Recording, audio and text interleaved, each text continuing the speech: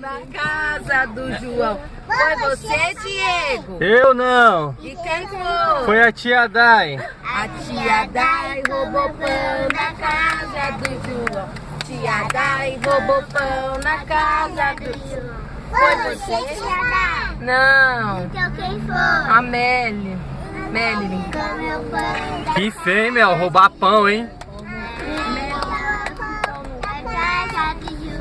Foi você, Mel? Eu não. Então quem foi? A Melissa. Melissa roubou 10 pão, por isso ficou com esse bochechão. A Melissa roubou 10 pão. Pega ele Foi ali. você, Melissa. Então quem foi? Roubou pão na casa do João. A Duda roubou pão na casa do João.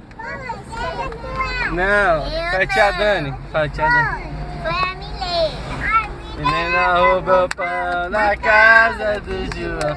A Milena roubou pão na casa do João. Foi você, Milena. Não, foi a tia Dani. A tia Dani roubou pão e ficou com esse barrigão. A tia... Roubou a padaria.